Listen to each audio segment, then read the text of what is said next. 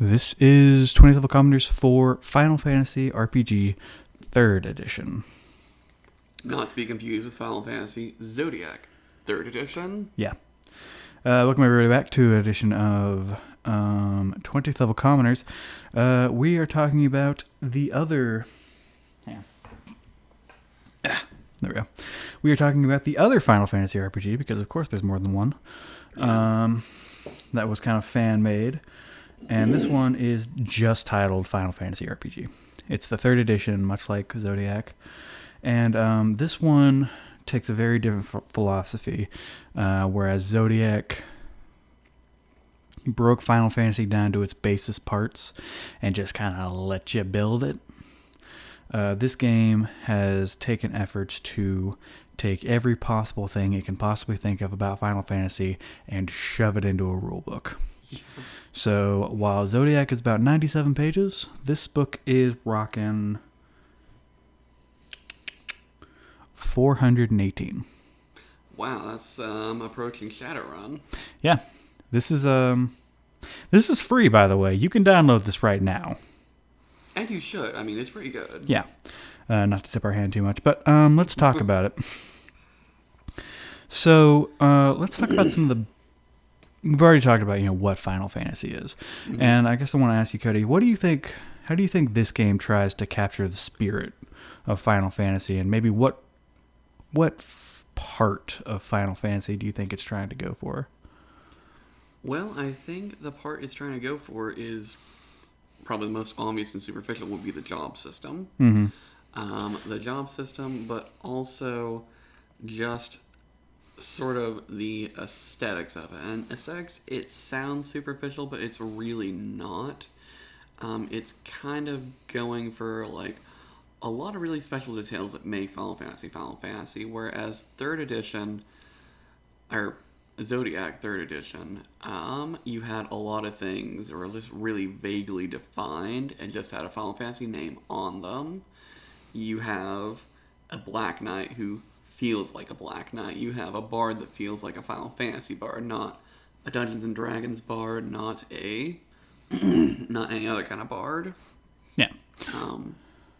And that's actually a really big distinction to make, because bards in Final Fantasy are pretty unique. Actually. Yes.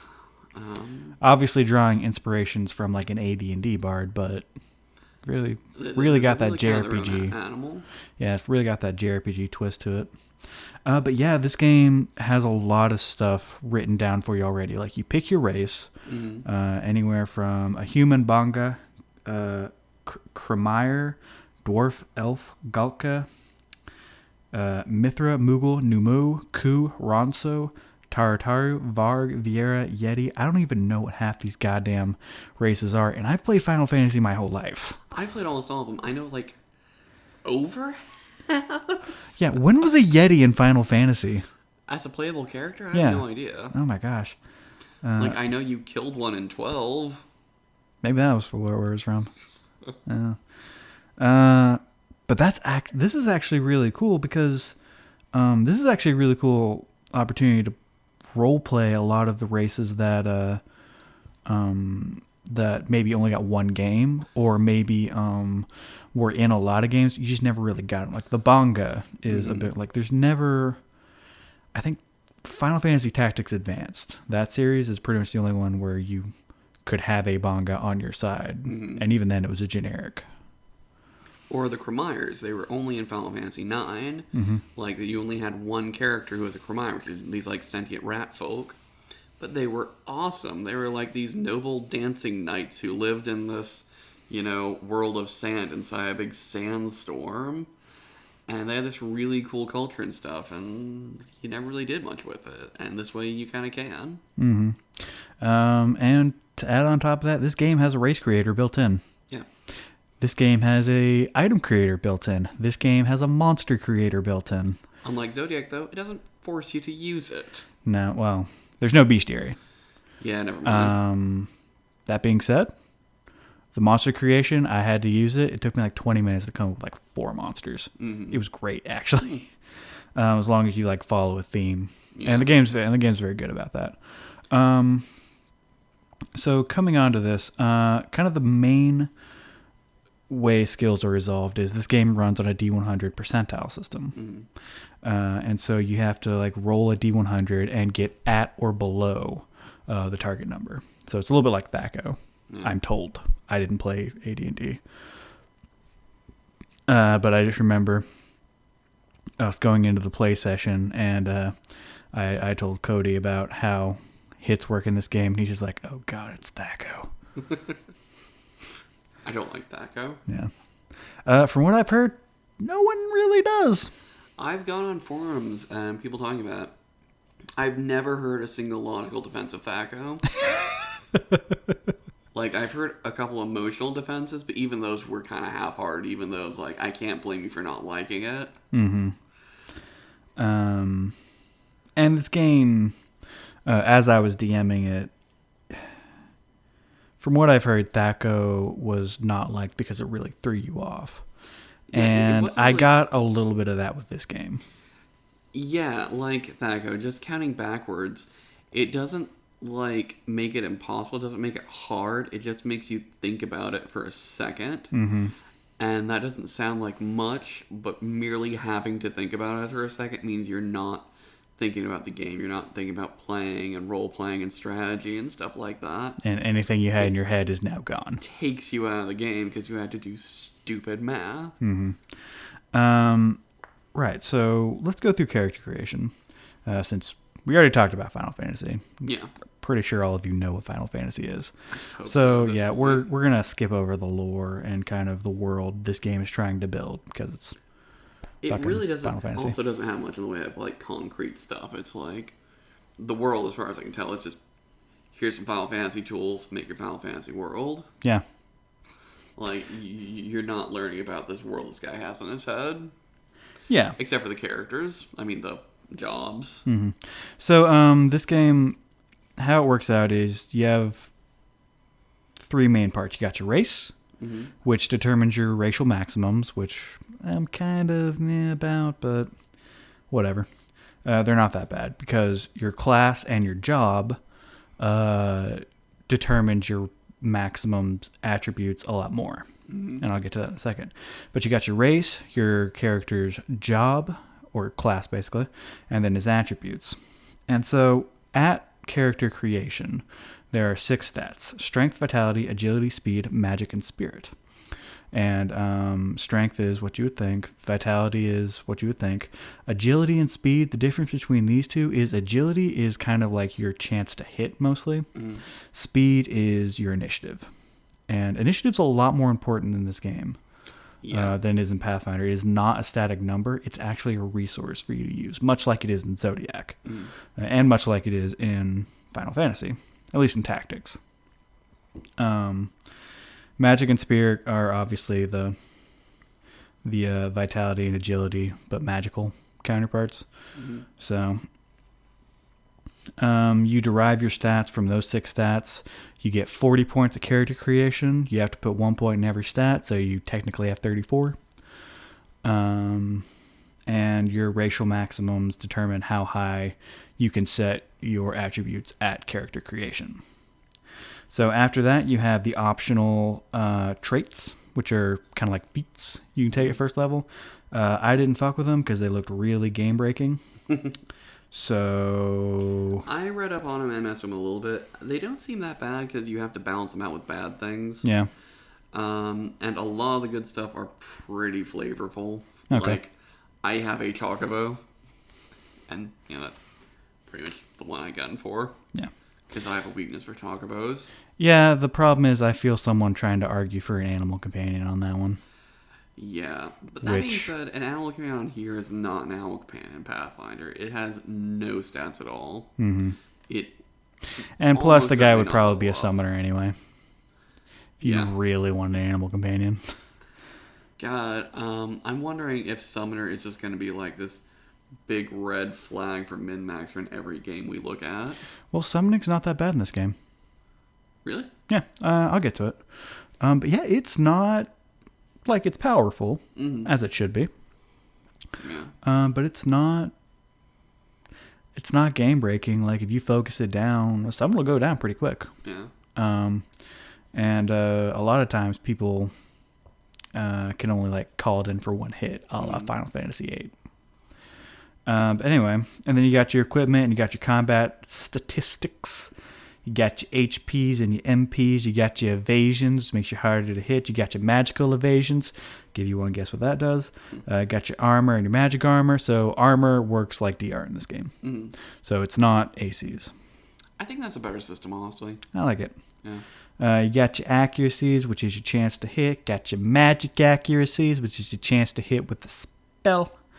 You got your expertise. So, and I think the only one I might need to explain here is dexterity, mind, and expertise.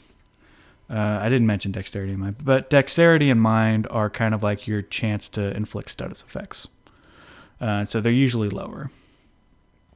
And your expertise is only for expert jobs. Mm. So the game's kind of splits the inordinate number of jobs it has into 4 tiers.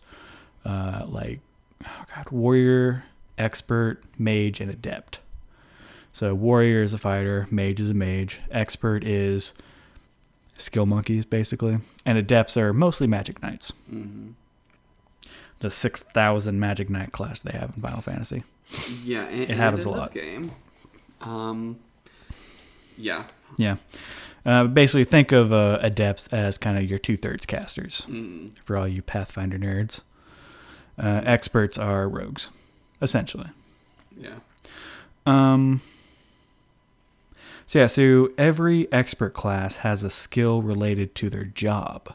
So if you were to say a thief, it's his thievery, the thievery skill, and all of his abilities run off his thievery skill, and then like his attributes and stuff. So, all right, let me fuck that up.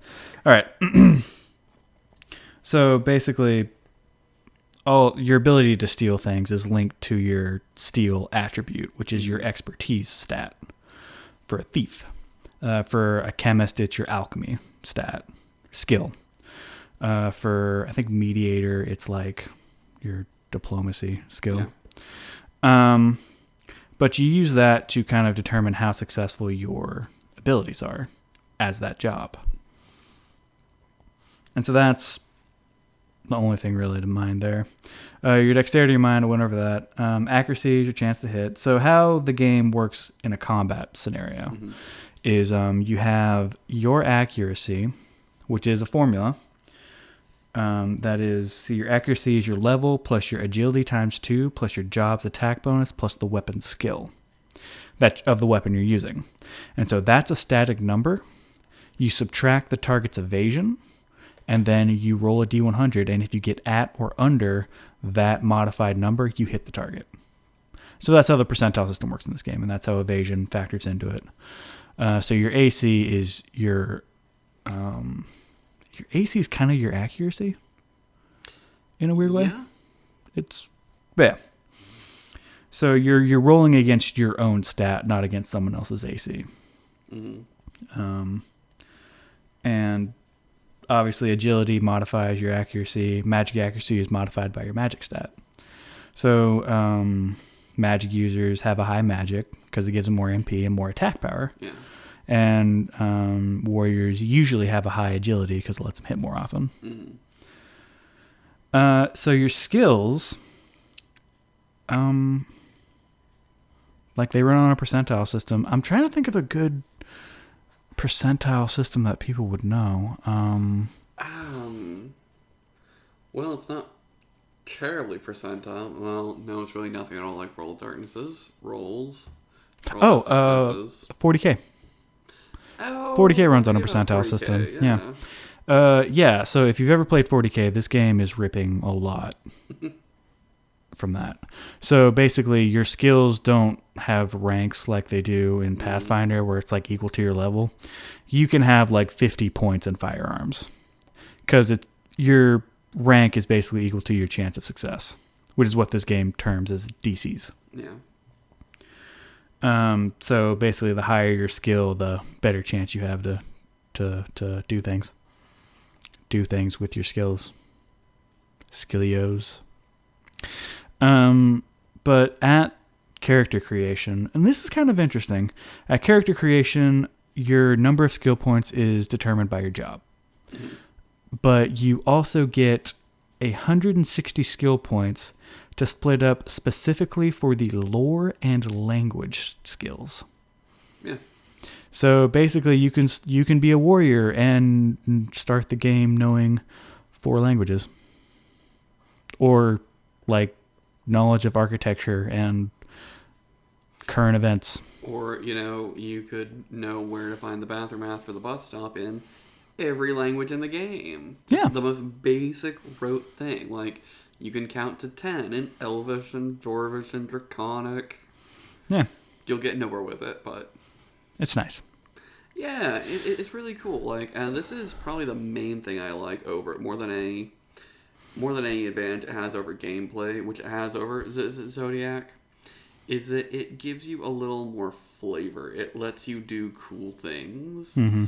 It has a cool skill system, and you can know things and do things with it. It encourages role playing, and that's kind of the whole point of a skill system, as far as I can tell. Yeah, and so like I said, this game has a lot of skills that seem useless. Yeah. But this game will actually write in a system that makes that skill useful in a combat sense. Yeah, you were or even in a gameplay sense. You were telling me a bit about cooking earlier. Yeah, cooking. Even cooking in this game has a gameplay function.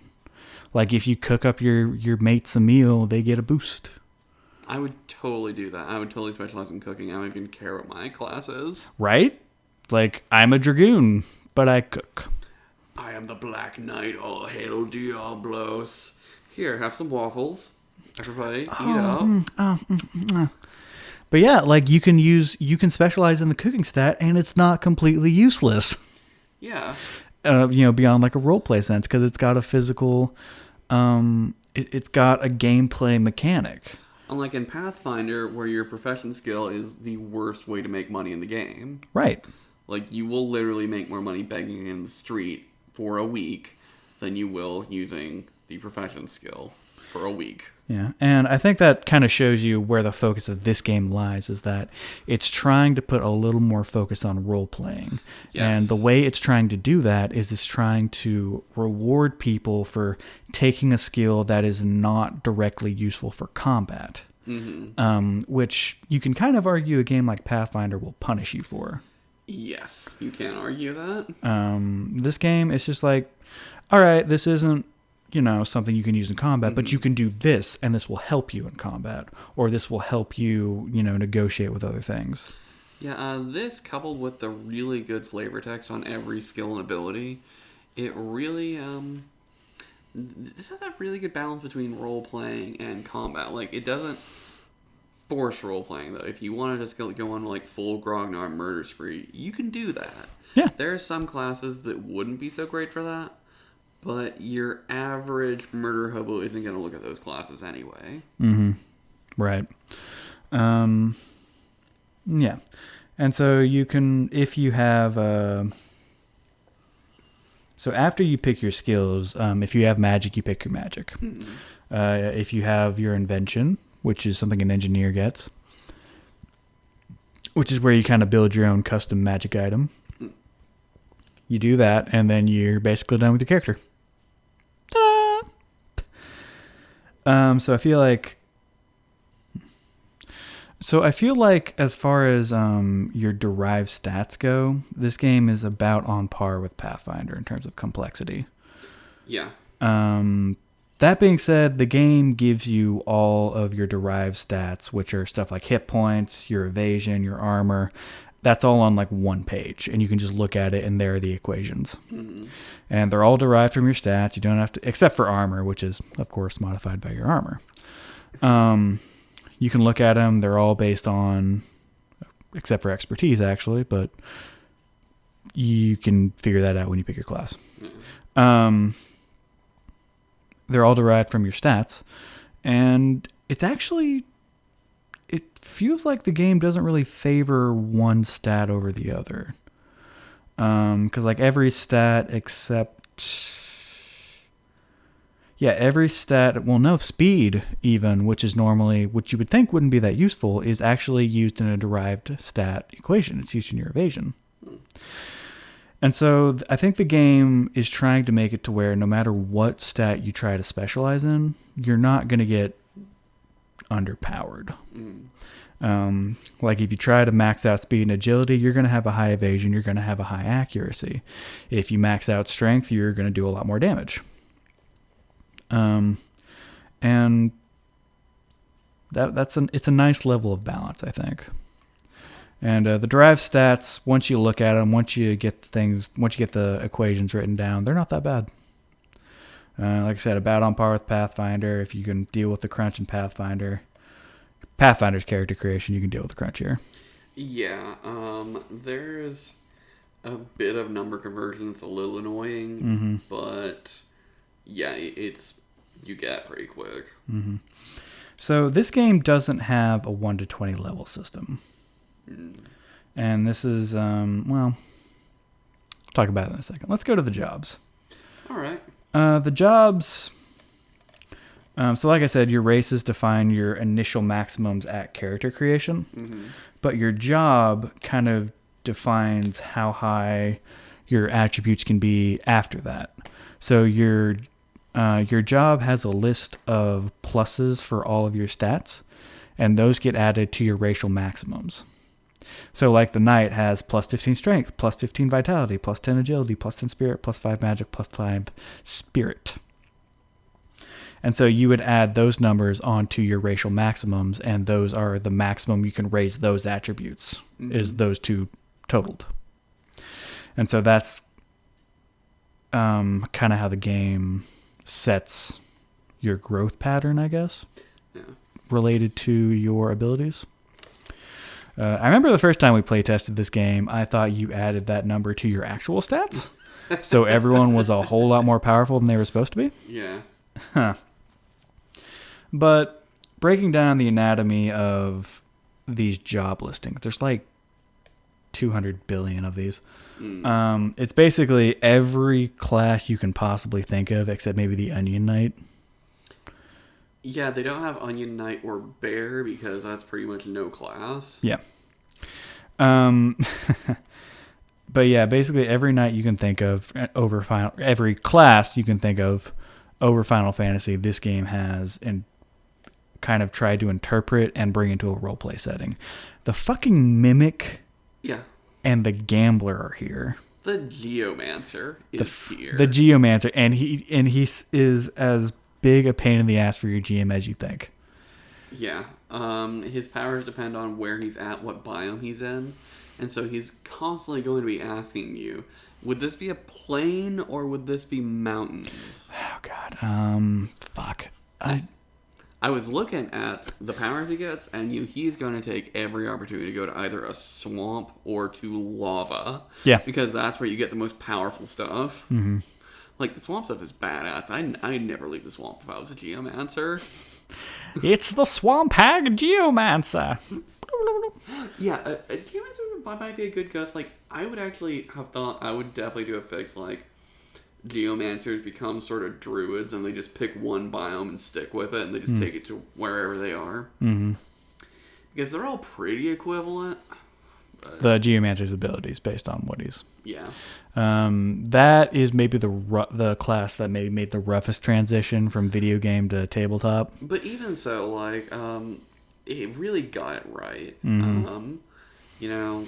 It didn't shy away from the spirit of the class just because it was scared to make the game a little more complicated. There are obviously some classes that are better than others, but it's pretty obvious the mime is going to suck. Unless he has a lot of good characters around him. Yeah. Okay, the mime is either going to suck or the person playing it is quite the tactician. Yeah, like I think if you have a smart player playing the mime in this game, he's gonna wreck. Like in Final Fantasy. Yeah. But anyway, so to break down the anatomy here is it's not that different from like a Pathfinder. You have hit dice. If you have MP, you have an MP dice that you roll every time you level up. You got your weapon proficiencies, which are split into the groups, not into simple martial or exotic. It's just the knight is proficient in axes, flails, gloves, greatswords, knives, polearms, and swords. So he can use all of those if he wants. Yeah. He is proficient in like armor and gauntlets, helmets, mails, and shields, which is heavy armor. Other classes are proficient in like robes. Other classes are proficient in suits, which is like leather armor. Mm-hmm. Every class gets a bonus to their accuracy. Melee focus or combat focus class get the highest, like the knight gets a plus 30. If you were to pick someone like the bard, he gets a plus 20. Because the bard is kind of splitting his stuff up. Yeah. You get... After that, you'll find out how many skill points you get in addition to the 160 you get for lore and languages. And for the knight, it's 240. And that sounds like a lot, but remember, skills are bought to a 1-to-1 ratio in this game. 1 to 2 if you're doing it as a class skill. And I'll get to that in a second. So you're going to burn through this number pretty quickly. Yes. You're not going to get as many skills as you think you're going to get, because the game requires you, if you're going to get a skill, to get a minimum of 20. So that's 20 points you're spending. And a minimum of 20 is not as much as you think. Yeah. The maximum you can have at character creation is 50. Mm-hmm. And if you have 20 points in something, it means you have a 20% chance to make a success. Because again, this is on a 100% system. Mm. So 20, like Cody said, is not as much as you think. So the knight, he gets the least because he's a warrior class, so he still gets like 240. Yeah. And he has, after that, you have what's called your skill aptitude. And for the knight, it's weapons. So the skills are kind of grouped into groups. Mm-hmm. So weapons is obviously all the weapon class skills. Thievery is like all the kind of thiefy looking skills. Social is like bluff, diplomacy. Technical is like heal, invent, crafting. And so every class has an aptitude, except the mime. The mime doesn't have an aptitude because he just copies everyone. But everyone else has a skill aptitude. And if you start taking points in a skill that is under your skill aptitude, like say, as a knight, I have a skill aptitude in weapons. So if I start putting points into greatswords, every point I put in, I get 2 ranks. They're bought on a 1-to-2 ratio when normally they're bought on a 1-to-1. And so you can actually really maximize your skills by basically buying them at half cost. It's limited for a knight because it's just like, I am now proficient in every kind of weapon. I use 1, but I can use others if the need arises. Yeah. That matters a lot more to the experts and the adepts. So after that, you get your commands, which are the special abilities you get for your class. And these are almost always kind of like 4th edition type abilities. They're attacks more than they are like passive bonuses. Some of them are passive bonuses, but so let's say at level 1, the knight gets what's called Life Break, where he takes his max HP minus his current HP, and that's how much damage he does. That's badass. And it's a 100% hit. So yeah, that is one of the best scaling abilities in the Final Fantasy games, and I'm gonna guess in this one too. Oh yeah, that's pretty good. Like Life Break is hardcore. Yeah, but a knight gets that at level 1. Mm-hmm. He doesn't get another. In fact, no one gets another ability until level 8. Yeah, and rough. Then and it basically goes up in 8s or 7s after that. So you're not getting a special ability every level, kind of like you do in Pathfinder. This is much closer to 3rd edition, where you're getting a lot of what people call dead levels. Yeah. Because this game doesn't run on 1-to-20, like I said. It's closer to like AD&D, because in 3rd edition, I'd say like every half of all levels were dead levels, but in this one, it's like you said, 7 or 8 levels. It's pretty rough. Yeah, and so this game, most characters get all their abilities by level 64. Mm-hmm. So if you're trying to level up the way you do in Pathfinder, this game's going to be rough. Yeah. Um, Definitely know what you're getting into. Yeah. This is a game very much focused on you leveling up a lot quicker. And when you level up, it's luckily not as big a commitment as it is in Pathfinder because there's no feats. Mm-hmm. And you roll your HP dice, add your vitality, and you get 10 skill points. And that's basically all you do when you level up, if you're not getting an ability. So this game it's a lot easier to level up quickly in this game than it is in other games. And I would recommend that because, like I said, nothing interesting is going to happen for about 7 levels. I think mages get magic a little faster, but they hop levels. Yeah. Levels of magic about the same rate as people get abilities. So you're going to be stuck at level 1 magic for about 8 levels. So have fun with that. Oof. Especially if your DM isn't letting you level up fast. Mm. But that's the anatomy of a job, and all jobs work about that way. They follow that same format. And so that's the jobs. And like I said, it's basically every job you can think of that has ever been in a Final Fantasy game. Yeah, you can really tell that this is the part that they're most proud of. Mm-hmm. Like, it's really well written. It's so exhaustive. It's got so many. Yeah. My God. Like... And they all feel different, too. Yeah. Like, even the 6,000 Magic Knights. Yeah. There's a huge difference between a Magic Knight, a Paladin, a Dark Knight, a Red Mage. A Rune Knight. Yeah, there's a difference between a Magic Knight and a Rune Knight. Dear Lord. And yeah, they all have very different playstyles. Like the Magic Knight, he's exactly what he sounds like. He's got a sword, he's got magic, boom, you're done. Shing shing.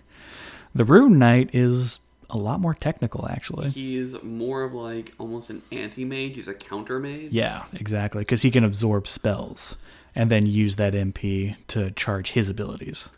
And a Red Mage would sound a lot like the Magic Knight, but he focuses a lot more on magic. Mm-hmm. Kind of the difference between a 1/4 and 2/3 caster. Yeah, very much so. And like that's actually really cool. Mm-hmm. And just like there's a difference between the Sage and the Black Mage. Mm-hmm. The Sage is much more focused on all schools of magic, so he doesn't get as many spells, but the Black Mage is focused on just blowing shit up, and he's really good at that. But he can't heal you, so, watch out for that. And, and because this is Final Fantasy, there's actually a surprising number of not magic-focused, not mixing melee and magic classes, like the Chemist. Yes, the Chemist is, I don't know, just about the best thing in Final Fantasy Tactics. I don't know. I can't imagine going far without the Chemist. Chemist is so good in Tactics, and it's really good here, too. Mm-hmm. I dropped the Chemist by, like, halfway through the first chapter. What? Yeah. How? Because I got a white mage. White mages, they don't scale as fast as potions do. They scale better, though. I guess. Also, like, do you know arithmetics are a thing? Yeah. Hit arithmetics, heal everyone on the field. Okay. Yeah. I'll give you that. And if you make it a black mage, he can still heal everyone, but he has a heightened magic stat, so he heals more. Yeah. Yeah. Ninjas are here. They dual wield and throw things. Just like they do in Tactics. Yeah. That actually reminds me of another cool thing about this is they'll have this section on representatives of like Final Fantasy characters who were like this class. Yeah. And I bring that up because it kind of miffed me that Yuffie was a thief but not a ninja. That is weird. He's a thief and a ninja. And they have multiple things on here as well. Mm-hmm. But yeah, and that's actually another really neat bit of flavor text. Like, let's see, we got sword master. What's a sword master? Oh, Cloud. I get it. Cloud's a sword master. Yeah, that's what you're going for. Yeah. Setzer's a gambler. Steiner's a magic knight. I get it. Oh. That's cool. What?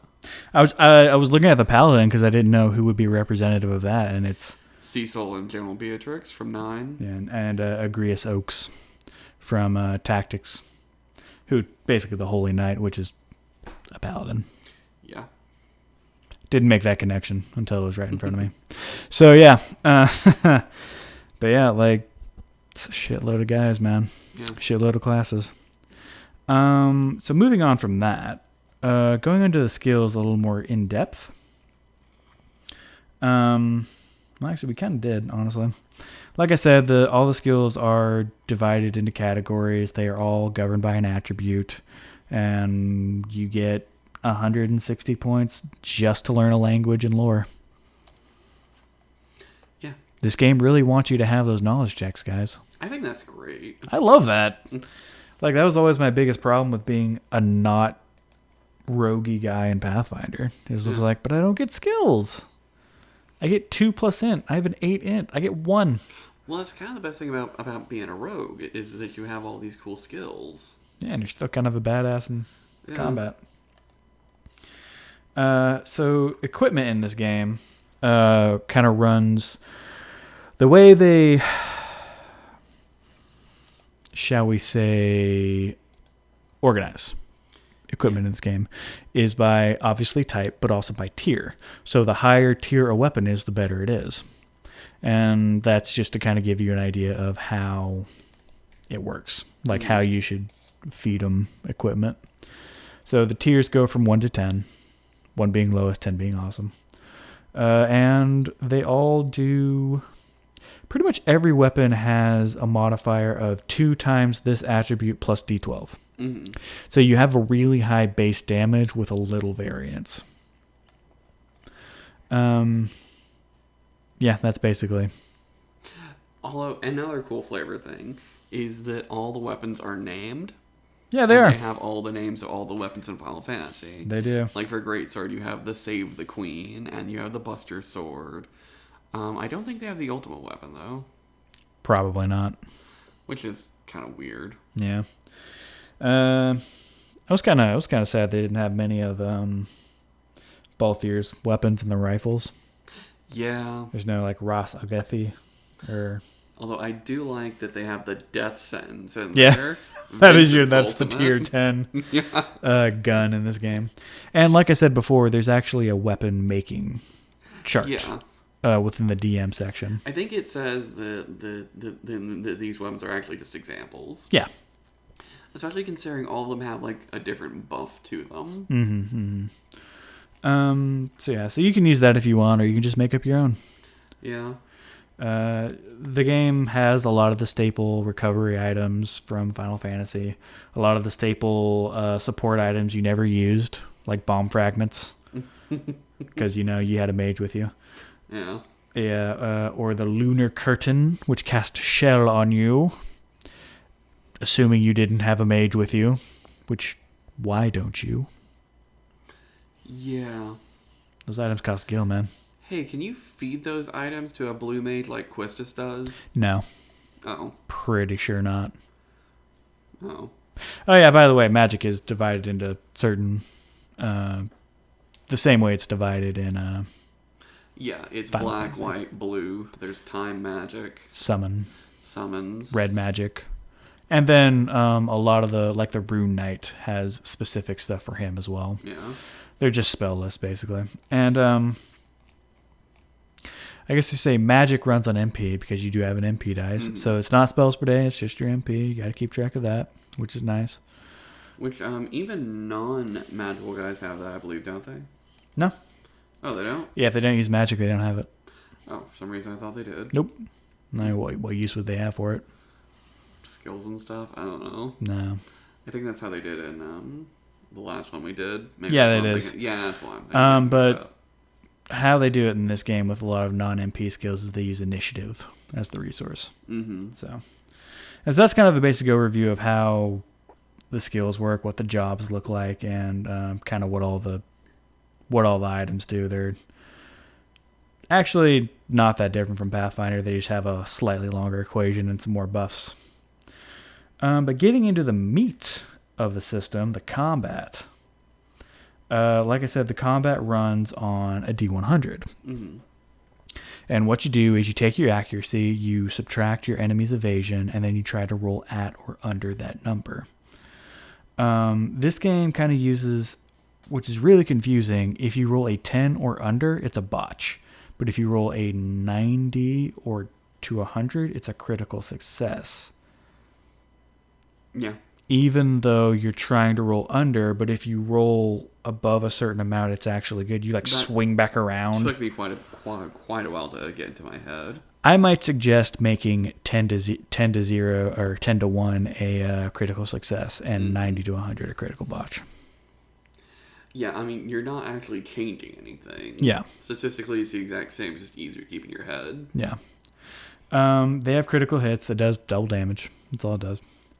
But how kind of a round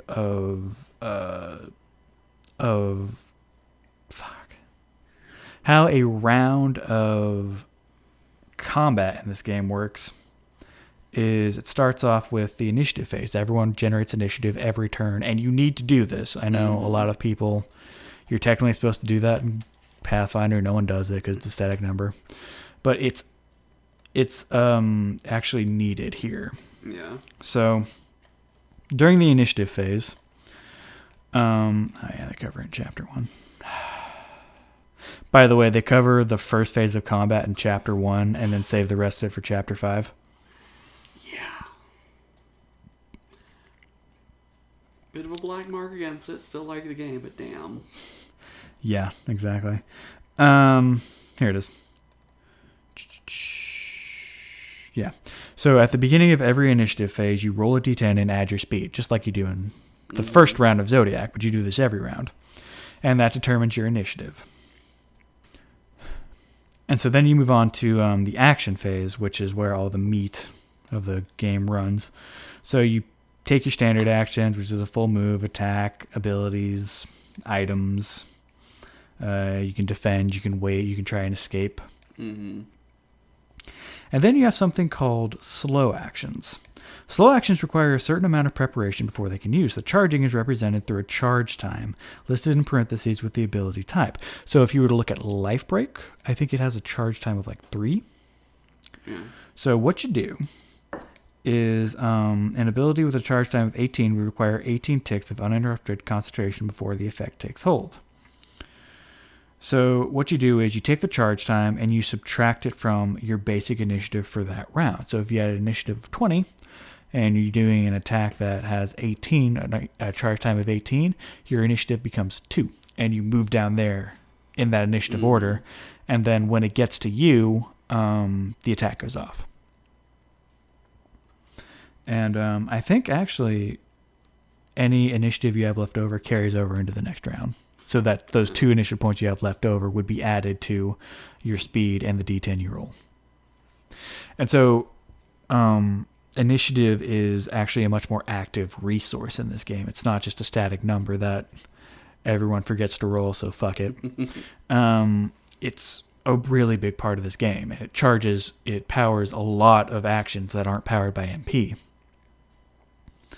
And when we were playing the game, we started at level 1, and did we do it very much? Trevor did, because he was a monk. Yeah. And he would often move to like the bottom of the initiative, and then he would do like a multiple flurry of blows attacks. But in between those times, like people would be able to get hits off of him, or like you would kill him before, Trevor had a chance to hit him. And so this actually gives you, it's kind of that's kind of the biggest difference between this game and Pathfinder besides the percentile roll. Yeah. But that's the biggest difference between this game and Pathfinder is that a lot of your actions are generated by time. Your initiative, and like I said, your initiative is basically your speed stat. So the higher your speed stat, the more actions you can take, or the more intensive actions you can take. There's also kind of an idea where you can actually act more than once in a round if you get an initiative of over 35. Which is not easy to do. No, you're probably going to be like mid-level before that happens. Yeah. Rarely. Yeah. Yeah.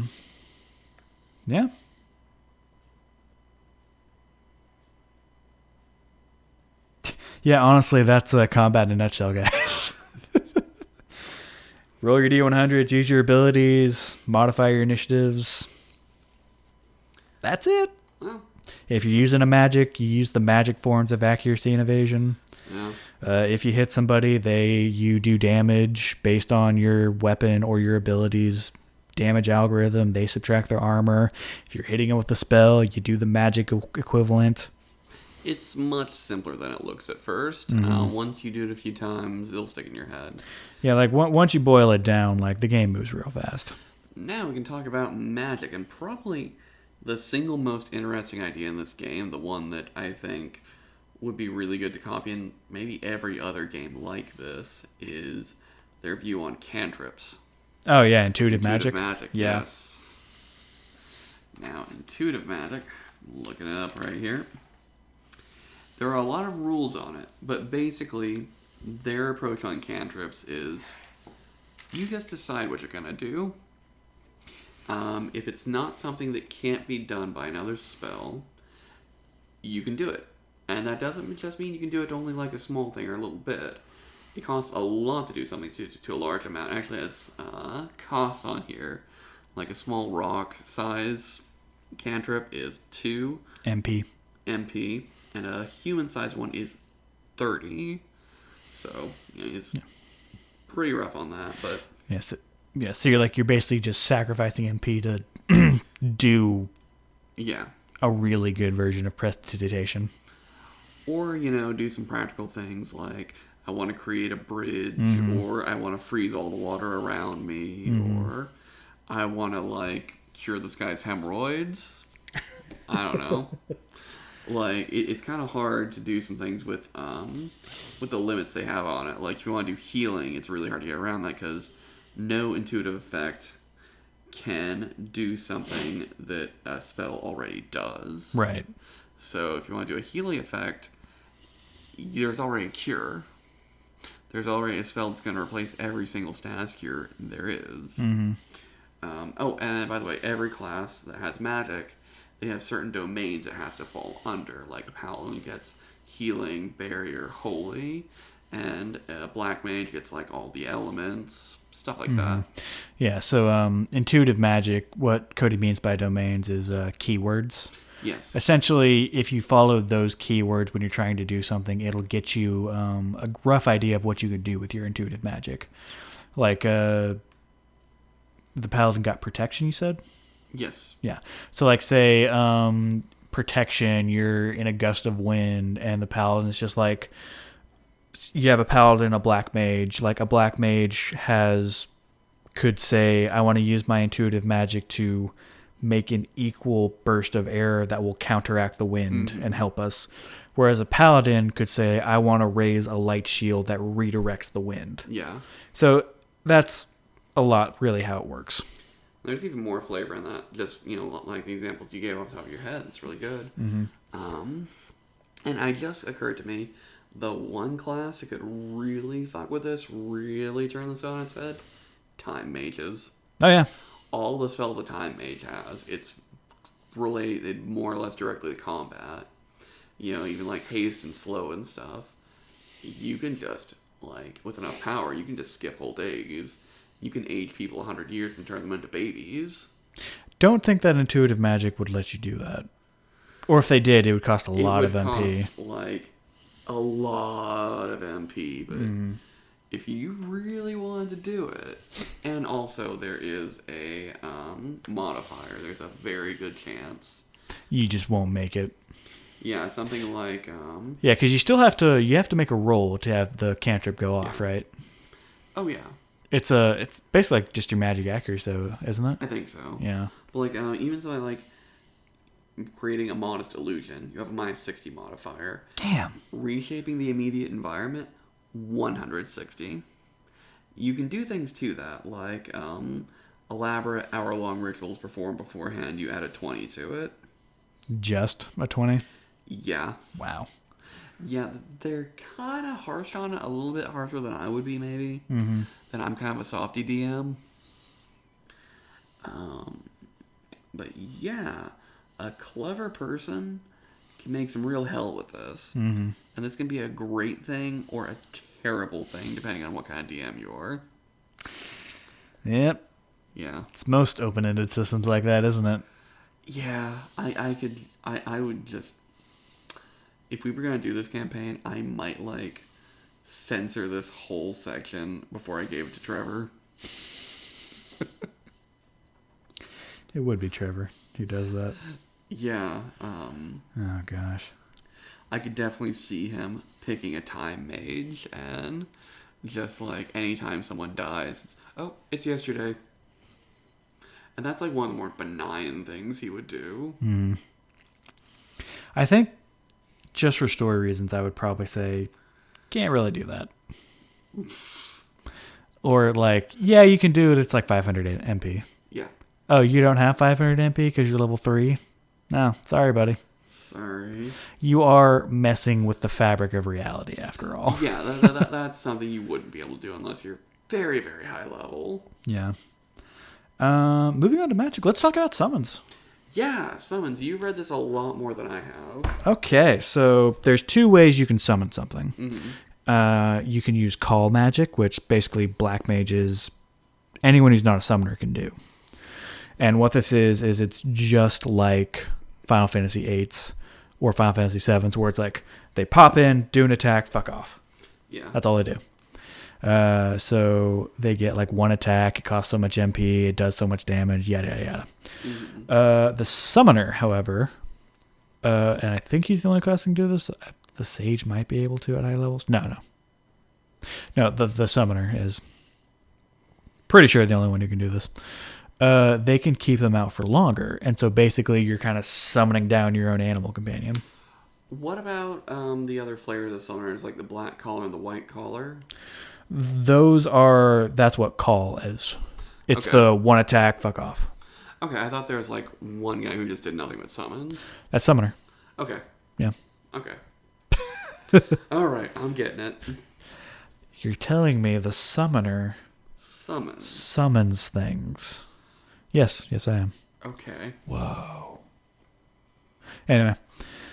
You can't really make your own summon in this game like you could in Zodiac. They have them all listed out, and it's basically every fucking summon from every Final Fantasy game ever made. Yeah. Everyone from Katesith to Fairy. Y'all remember Fairy? No. To Carbuncle. To the regulars like Doom Train and Bahamut Doom Train. and Ifrit and Shiva, always crowd favorites. Yeah. Ixion isn't here actually. Oh no, wait, Unicorn. Ixion is Unicorn. Never mind. Basically. What page are summons on? 300s. Okay. Yeah. But basically, oh wow. Sorry, there's like a laser light show going on Cody's face right now as he zooms down the PDF.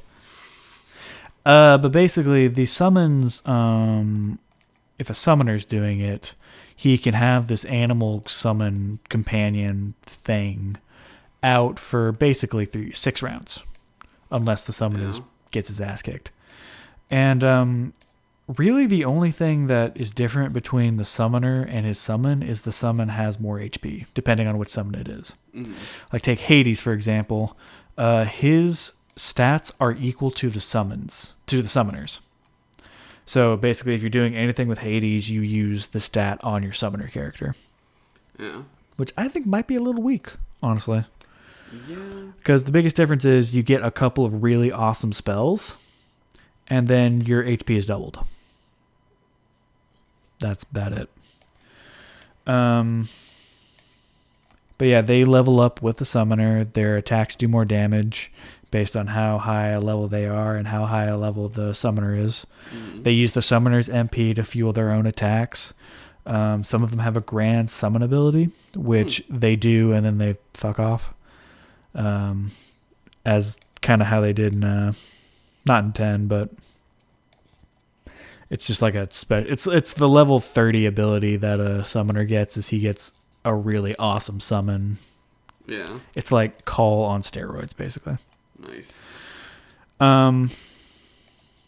Yeah, that's actually... See, this game is 400 pages, but once you break it down, you realize like 300 of those pages is fluff. Yeah. I keep trying to explain... I keep explaining these systems, and I'm just like, oh, I'm done. Yeah. I'm still looking for Yojimbo. I want to see how he works. Oh, yeah, Yojimbo? Yeah, I saw he's on there. Yeah, no, you have to pay him.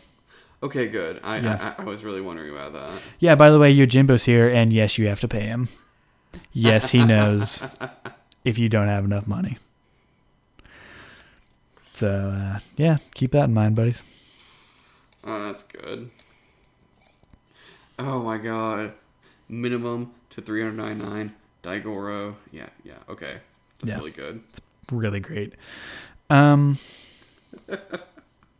Yeah, that's summons. They're not that complicated. They're actually really cool. You just get a whole list of animal companions. Of course, you can't summon them all at once. No. The rules are only one summon can be out at a time. If there are two summons, they cannot be the same summon. So if two summoners are having a summoner duel, they can't both summon Shiva because there's only one Shiva. Yeah. And a lot of times you pick one at level 1 and then you have to basically meet the other summons. So it's basically up to the GM how powerful he wants you to make you. So you better be sucking that GM dick, is what we're saying. If you want to be a good summoner, that is. Yeah. Yeah, actually that's all there is to summoning. This game is actually yeah, it's really simple. Like, you're going to if you're going to get this PDF, you're going to look at it, it's going to be like, my God, it's more pages than Pathfinder's core rulebook. This is going to be so complicated. It's not. Even the summons, which were frankly really intimidating to me, I'm reading them now. They're pretty simple. Yeah, no, it's just like, they come down, they do attacks, and they have HP. That's about it. But yeah, moving on. We have I think the last thing we can really talk about here is the crafting system, which is my favorite part of this game, actually. So how this works is crafting is split into 3 types with 9 tiers each. So you have normal materials, which is like iron and steel, that you use to make the base. Yeah. Like the swords and the stuff that serve as the base for your magic items that you're crafting. And those only go to tier 1, basically. Then you have special items, which are like bomb fragments and jewels that you use to give them enchantments, and those goes from 1 to 9. And then you have alchemical ingredients, which go from 1 to 9. And the higher tier you go, the more expensive they are, but the more you can do with them. So if you're going to craft something, everyone kind of pools from the same pool of what are called crafting points. Mm-hmm. And the crafting points are what the tiers are, basically. So the basic materials everyone has is just as many. Okay, let me backtrack here. Mm-hmm. So crafting in this game runs on a system called crafting points, which you can acquire by looting bodies or by buying them. And there are 3 kinds. There are normal, which are mundane, everyday crafting items. There are specialty, which are stuff like jewels and magic stuff to make magic items. There are alchemical, which are used to make potions. Mm-hmm. Basic is just basic, I'm pretty sure. Actually, now I have to look it up. Boop. Gotta look at craft and materials. I was looking at a tutorial for Blender, the free 3D animation software. And the guy who was teaching, Every time he said material, he wouldn't say material. He'd say material. Material. That's just distracting. It was very distracting. And I have to go through it again because I forgot everything because I was too busy listening to material. So, definition of madness. Yeah. No, actually, basic material costs do have a tier. Never mind. Okay. Backtracking on my backtrack. There are 3 kinds of materials. Basic material, alchemical. Basic, specialty, and alchemical materials. They all have a tiered system from 1 to 10. So 1 is the lowest quality material. 10 is the highest quality material. Basic materials are used to make the base item. Specialty materials are used to add effects to the base item. And alchemical materials are used to brew potions. Mm-hmm.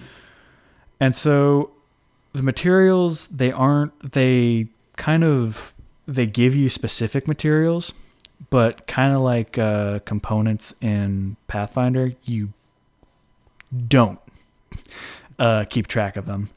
The game says just go ahead and keep track of them in a bulk system called crafting points. And so you have crafting points in each tier of the 3 material types.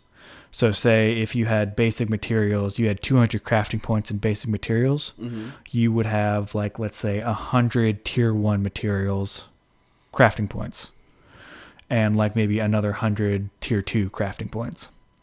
And so if you're going to make a tier 1 item, you would pull from your tier 1 pool of crafting points. Mm-hmm. And if you're going to add a special ability to that item, we'll say you have 50 special material crafting points, 25 in tier 1, 25 in tier 2, and you want to give this tier 1 item a tier 1 ability, I think like an element strike, then you would pull from your tier 1 crafting point pool on special materials. And then, of course, if you're making alchemical brews, like potions and phoenix downs, you would go to that item, find what tier it is, and then you would pull from that appropriate crafting point pool based on the tier. I probably made that sound really complicated. It's not if you read through it. That's a big theme of the game. Things sound complicated until you actually do it. Yeah. But really, this is way simpler than even Pathfinder does it. Yeah. And everyone can just kind of draw from the same pool. Everyone just kind of shares a workshop if they all have crafting. Sounds good. Yeah. And aside from that, it's basically just crafting in Pathfinder. You roll your check and you're just like, yep, made it. All right, you make the item. Rock on. Yeah, that's that. That's crafting. That may not have been explained very well, but just if you read through it in the PDF, it's actually very, very simple. But yeah, just to break it down, your materials are, the number of materials you have is defined in crafting points, which are basically what you use to make items. You spend crafting points to make items. Mm-hmm. Just think of it that way. But yeah, I think that about covers it all in our own unique, disorganized way. But I think so too. Yeah. So Cody, what do you think? You think this game would replace Pathfinder as your standard? Maybe not forever, but I could see myself dedicating a year to this game. I could see myself doing a good campaign in it. Yeah, I think I could too, honestly. It's a very robust but still very simple campaign or game system. Not sure how well it would work at high levels. Not at all. Yeah, because I'm almost thinking certain about how Final Fantasy works at high levels, and the answer is not at all. Yeah. Except it doesn't work at all at your favor. Yeah. In a tabletop setting, it would just be a big, stupid clusterfuck. To be fair, though, that's kind of how Pathfinder is, too. Yeah, well, from what I can tell, all of your damage scales from the equation, not your dice. Yes. So you're not rolling more dice as you get stronger. You're just adding a bigger number to the equation. So, like, say if you have an axe, an axe does 3 times strength plus d12. So, as you level up, it would end up doing like 5 times strength plus d12. And so, that really what you're doing is you're just adding more to your base attack.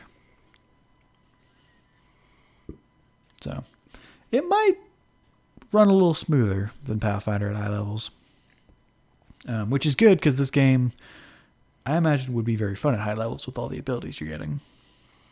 Yeah, like, it's like, I'm dubious how it's going to work at high levels. I'm just a little weak sauce at first level. I think what you said is best start at 8th level. Yeah, like, I would start everyone at 8th level so they have 2 abilities and a good number of skill points. Yeah. And by that point, I would probably let them have, like, tier 2 equipment. Because, why not? Yeah, I mean, do people talk about this game on the forum much? I have never heard about this game until you brought it up. It's right a on. small one, Moving on. which is a weird one. A bit of a non-sequitur, but I kind of want to put in this situation. It's kind of weird that I've never seen a Final Fantasy RPG before, like an official one. Right. Especially since in the 80s and 90s, when Final Fantasy was really big, they had RPGs for everything. They had one for WWE. They had one for Ninja Turtles. They had one for Marvel. They had one for DC. They had one for Ghostbusters. Actually, the Ghostbusters one looks really good. We might look at that one day. Yeah, if I can track it down. Yeah, it's this free website. I'll give you a link to it one day. Oh, okay, cool. Yeah, like we said, this game is free. Yeah. And you can download the PDF from kind of a sketchy looking site, but I didn't get a virus from it, so I'm assuming it's okay. Like, this website looks like it was made in the 90s, guys. Yeah. It's rough. The game's not rough. Honestly, this just RPG the website is a little bit 90s, but not in a bad way. No. Like, as you could see from, like, when I was explaining the in-depth parts of the systems, and then I would just stop. I'd just be like, oh, well, this isn't as complicated as I thought it was. Yeah, like, this game, that's maybe the biggest thing we say about it. This game looks intimidating and complicated, but the way the information is presented, the way everything breaks down, it's not. It's very, very simple. It's very elegant, actually. I think it works very, very well. And so let me tell you, we did a practice session with this game. I was DM, Cody and Trevor were my players. Kais wasn't there, no. So I had to crunch a lot of numbers because obviously initiative is shifting constantly because people are spending initiative to do their actions. And everyone's generating it constantly. So you have to keep on top of initiative, and I might suggest investing in these little, like, magnetic erase boards that you write the names of whatever you're doing on. Yeah. And then you just switch the initiative order. Ooh, that would be nice. Like, that would be really good for a game like this. I would actually like that just for Pathfinder or whatever. Yeah. So you're not, like, rewriting initiative every round like I was. But yeah, I didn't mind the crunch. There's definitely a lot more of it than there is in Pathfinder because, again, you also have to be the one to keep track of everyone's evasion because you're subtracting it from their chance of success. And that's basically going to be on you as the DM to subtract the enemy's success because otherwise you're, like, giving all of them your enemy's secrets, and that's not something you'd really want to do as a DM. So this game puts a lot more on the DM than Pathfinder does. But again, I didn't mind it. It worked from my point of view. Everything ran pretty smoothly. But what did you think? Well, you were a player. As a player, it took a little getting used to, but I really enjoyed it. The MP thing, it works better than I thought it would. Especially, if you have items which aren't that hard to get. No, they're not. They're very easy. You can really keep up with it. And I really like being a Death Knight, or a Dark Knight. You got to use magic, you got to hit, and magic works. It's balanced pretty much how it is in Final Fantasy, in that It's much more powerful than a physical attack, but you don't get to use it as often. Right. It's like I think your physical attack is like 2 times your weapon, but the magic was like 3 times my magic. Mm-hmm. And that worked, and I also had the sleep spell, which is a lot of fun. I got to use my skills. I mean, even at level 1, you guys were... You had quite a bit of... You had more to do than Trevor, because Trevor basically had Flurry of Blows, and that was it. Yeah, I think we might be a little bit harder on that starting at first level thing, at least for magic users. Yeah. If you're a melee focus, you basically got like your main skill, and that's it. Yeah. Okay, yeah, that's cool. I think Trevor liked it a lot. He didn't like it the first time we played it because he didn't like Zodiac. Yeah. But I remember him getting kind of frustrated because he played a duelist who's an evasion-focused melee guy. And evasion sucks. Like in Final Fantasy. Well, yeah, and it technically didn't suck in this game. I just kept getting like 90s.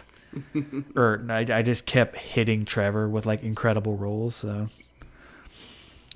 he played it this time, and I think he enjoyed it a lot more. Yeah, I think you have to go into this not understanding that evading an attack is slightly less rare than rolling a crit. Mm-hmm. Yeah. I think if you really, really focus on it, you can do well By with like evasion. 10th level or so. Yeah. You're going to get hit more often than you want. Yeah. But you can dodge it. Like, dodge tanking is not recommended in this game, is what I'm trying to say. Can you do it? Yeah, technically. Should you? Probably not. No, you really shouldn't. You just shouldn't.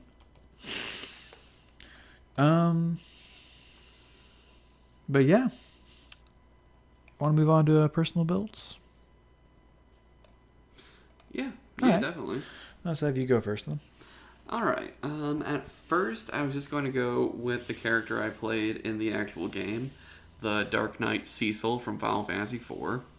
I sort of, in the campaign I played, was a very different character, because what we were doing was sort of like dirty deeds, man-hunting work, and Cecil is this very noble guy.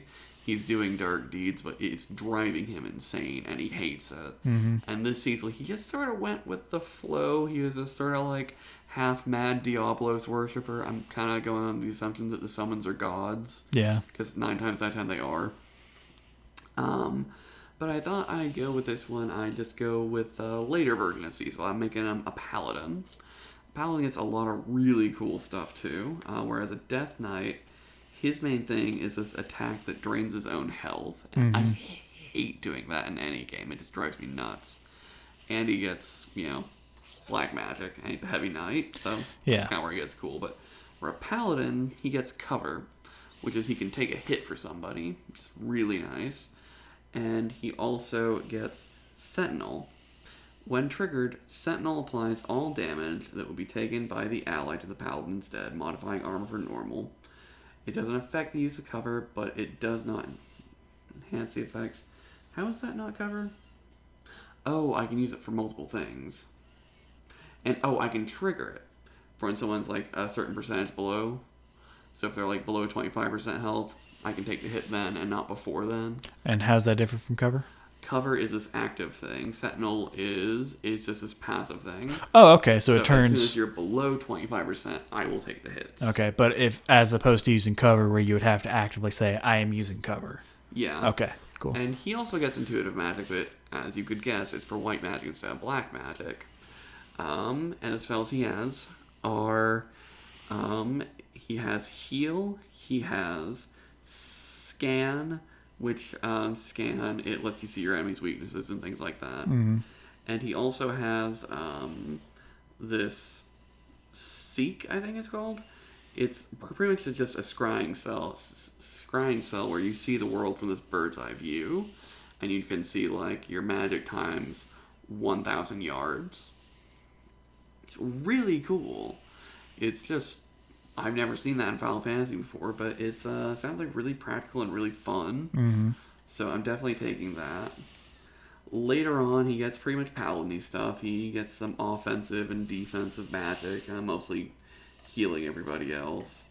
a lot of the stuff, it kind of makes just cure spells and whatnot kind of pointless because they're so good. I think he can even bring people back from the dead. What page is the Paladin on? The Paladin is on page 126. Okay. Yeah.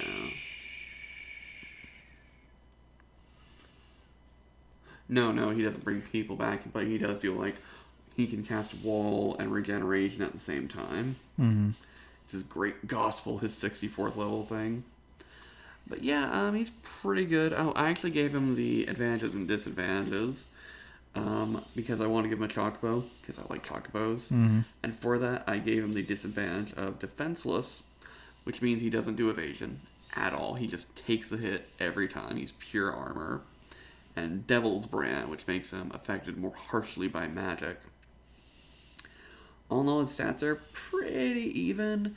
He's got more vitality and everything, but he's got an 8 in magic, a 7 in strength. His agility, speed, and spirit are 5. His strength is 7, by the way. Mm-hmm. On that, his skills, he knows the Beast Tongue and Ancient, as opposed to Common. His knowledges are in Monster Lore, History, Folklore, and Summons. His combat skills are Sword, Bows, and Streetwise. It's not a combat skill, but it's just lumped in there. I wrote with it. Yeah. And he has 30 awareness, which means I added nothing to awareness. Yeah, everyone starts the game with basically a plus with 30 points in perception. Yeah, he wears fireproof armor, and he has a sword that has a chance of blinding you every hit. Nice. Yeah. And that's just, first level stuff. He pretty decked out. He's got a pretty cool build, and that's just stuff I sort of made up off the top of my head. I just copied and pasted my Dark Knight, which I spent very little time on him either. Mm-hmm. But that's pretty much my guy in a nutshell. Not much more to say about him. How about yours? I made a chemist. Chemist kick ass. Yeah, especially in this game. So essentially what he gets at first level is called pharmacology, and basically any item he uses has an enhanced effect. Mm-hmm. So potions restore more health, Phoenix Down restore more health when you're from death. Antidotes antidotes make you immune to poison and venom for 4 rounds. Nice. Yeah, basically all the healing items for status effects make you immune to that as well. Mm-hmm. It heals you and then you're immune. So he really gets those items to do what he wants. And that's the name of the game with this guy. He gets something called treatment at later levels where he can suppress negative conditions for a turn on everyone in the party. Nice. He gets distribute, which is basically like an AoE, but for items. Mm-hmm. And he gets mix at level 34, which is awesome because basically you take this game, they took every item they had, and then they cross-referenced it with another item, and it does an effect. There's like 600 possible effects, and it's not that intimidating. Yeah. There's like 3 charts. You go find the item, you mix it with the other item, and then you go to the chart, and you find out what it does. That's really cool. Probably the slickest way you could do mix. Don't get it to level 34 though, so Also at level 61, my 20th level ability, auto potion. That's it. So, Auto potion, really? Yeah. You think you'd have like an item or something that gave you auto potion? Probably, but yeah.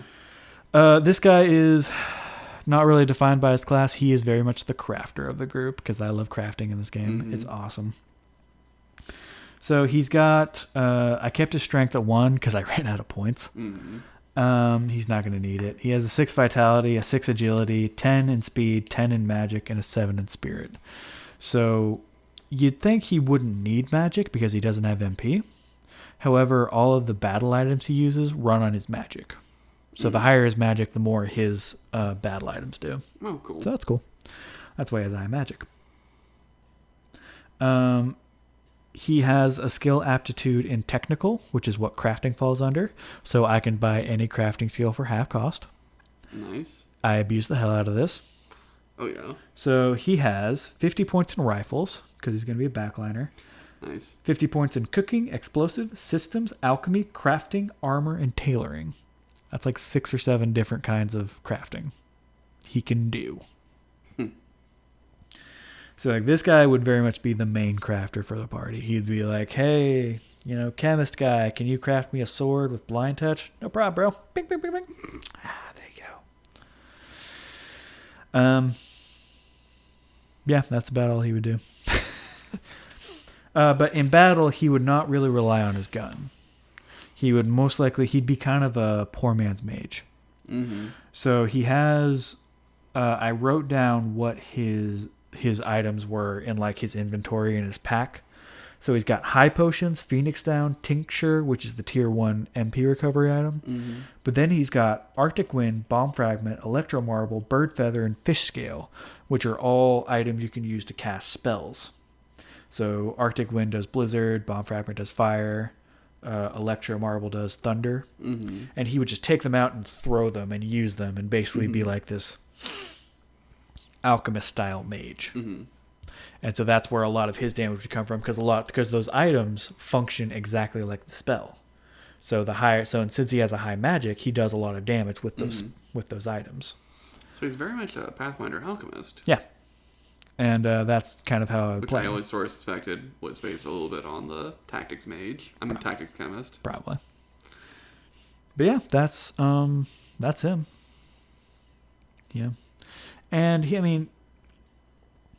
this guy I would really want to make sure I'm going to have downtime to actually craft things. Yeah. Because again, all my skill points are in him, but also because a lot of his combat potential is linked to him being able to use alchemy to craft these items and not have to go spend a shitload of guild on buying them.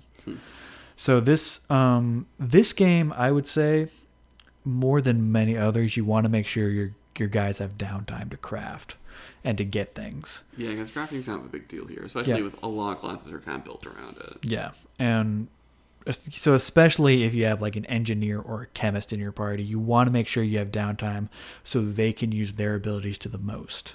Because a chemist, he's okay in a fight, he really shines out of battle. Same with the engineer, same with the mediator in a lot of ways. It's funny, you compare this with crafting in Pathfinder, where you're basically crippling your build so you can get half off items on a random roll. So you might get a really good item once a week. And that's just pretty shitty. Yeah. But in this game, it rewards you for it. Even if you take stupid shit like cooking. I love that so much. Yeah, you can make a banquet. So cooking runs the same way all the other crafting does too. You use crafting points. Yeah. But you use those crafting points to basically, you can make like some snacks that someone can like shove in their mouth in the middle of a fight and get a boost. Or you can make like a gigantic banquet that fills everyone in your party. And they all get this super awesome buff. I want to make Quina now. Yeah, right? Yeah. I want to be a blue mage who dumps all your skills in cooking. Yeah.